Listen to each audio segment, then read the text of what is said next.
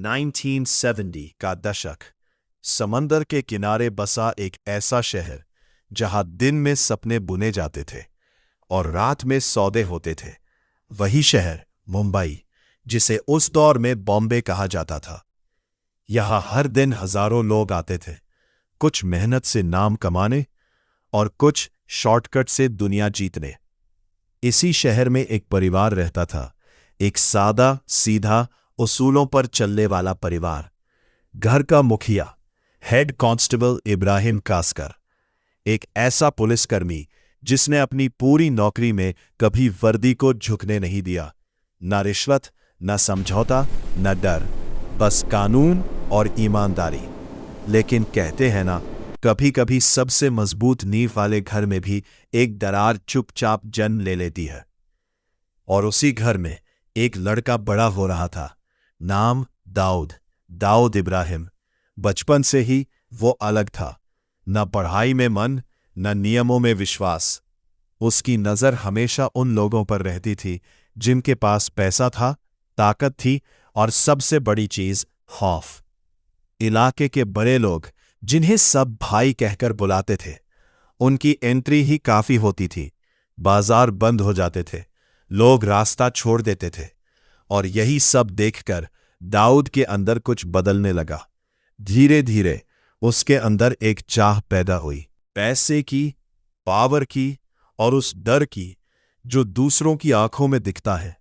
शुरुआत छोटी थी, डोंगरी की गलियों में छोटी मोटी चोरी, राह चलते लोगों को डराना और दुकानदारों से हफ्ता लेना। लेकिन ये बस शुरुआत थी।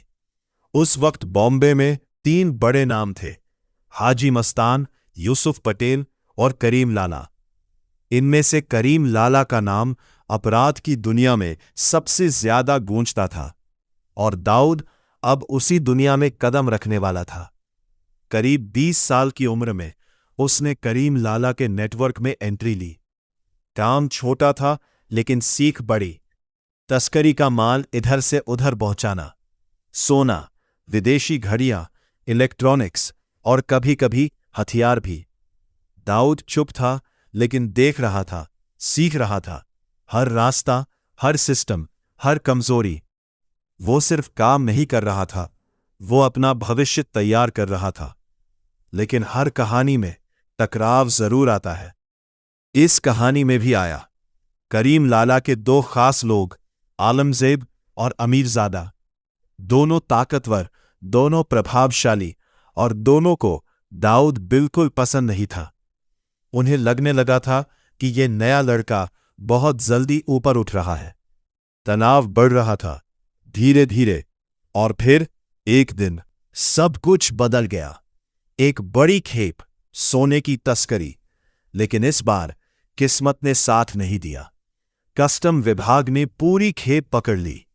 गुस्से में आलमजेब ने एक खतरनाक कदम उठाया। उस अधिकारी का अपहरण कर लिया और उसे एक छिपी जगह पर बंद कर दिया। मांग रखी गई 2 लाख रुपए। उस समय ये रकम बहुत बड़ी थी। पैसा लाने की जिम्मेदारी दी गई दाऊद को।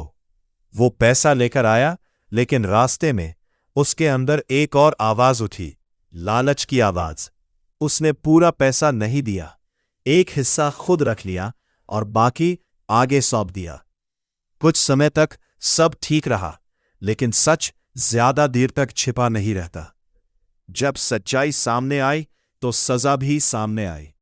सबके सामने दाऊद को बुरी तरह पीटा गया और उसे गैंग से निकाल दिया गया। उस रात वो अकेला था, लेकिन अंदर से वो पहले से ज्यादा खतरनाक हो चुका था। उसने कसम खाई, अब वो किसी के लिए काम नहीं करेगा, अब वो खुद अपनी दुनिया बनाएगा।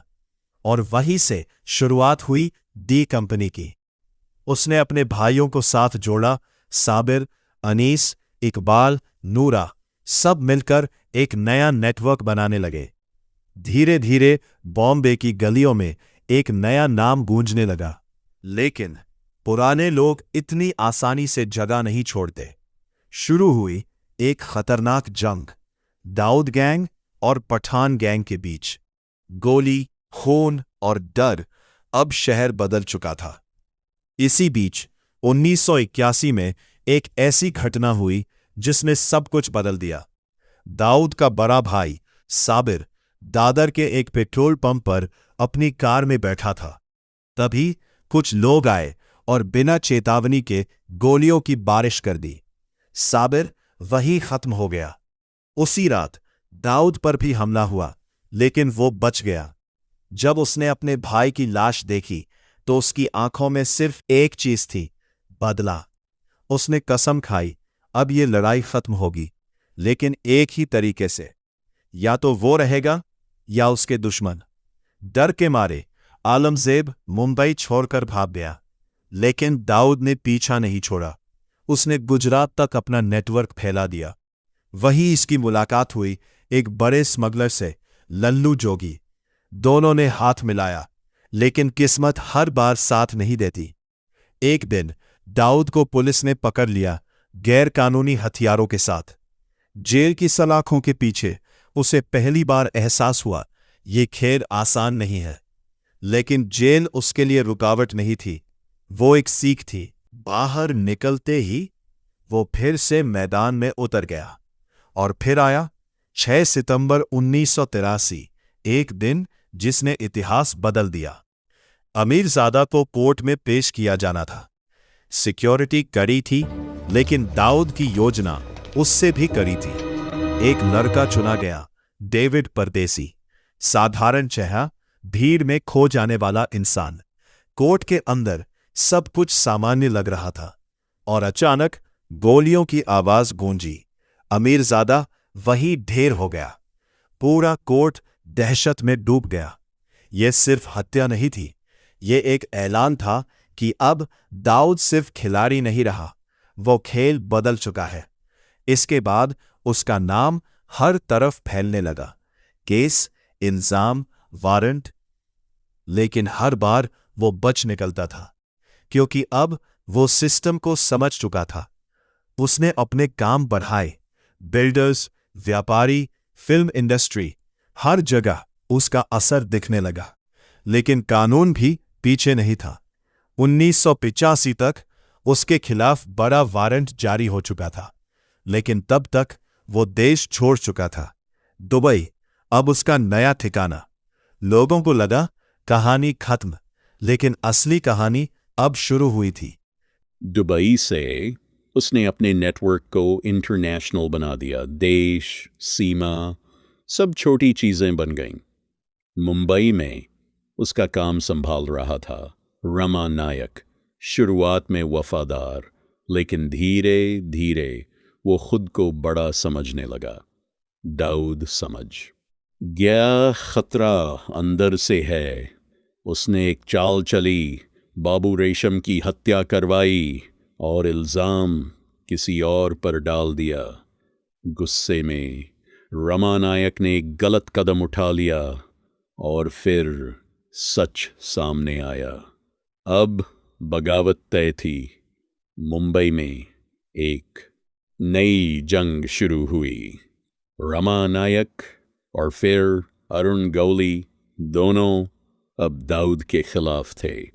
गौली ने दगड़ी चौल को अपना किला बना लिया, युवाओं को जोड़ा, उन्हें हथियार दिए और जंग को खुला छोड़ दिया। जवाब में दाऊद ने भी हमला तेज किया। एक के बाद एक हत्याएं। शहर अब डर में जी रहा था।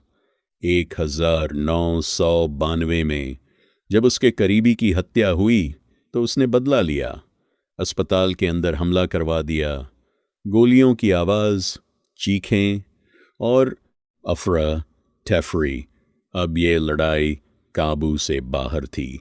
इसी दौरान देश में हालात बदले, तनाव बढ़ा और यहीं से विदेशी ताकतों की एंट्री हुई। उन्होंने दाऊद को एक मोहरे की तरह इस्तेमाल करना शुरू किया और दाऊद अब एक नए रास्ते पर था, जो सिर्फ अपराध नहीं था, कुछ और बड़ा था। और फिर 12 मार्च 1993 मुंबई धमाकों से गूंज उठा।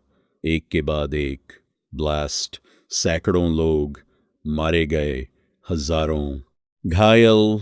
पूरा शहर सन्नाटे में। और उसी दिन दाऊद एक नाम से बढ़कर एक डर बन गया। इसके बाद उसके अपने लोग भी उससे दूर होने लगे। डी कंपनी अब पहले जैसी नहीं रही, लेकिन उसका नेटवर्क दुनिया भर में देश फैल चुका था। आज भी वो कहीं है, लेकिन दिखाई नहीं देता। और उसकी कहानी एक सवाल छोड़ जाती है, क्या इंसान हालात से बनता है या अपने फैसलों से? एक ईमानदार पिता का बेटा कैसे अपराध की दुनिया का सबसे बड़ा नाम बन गया।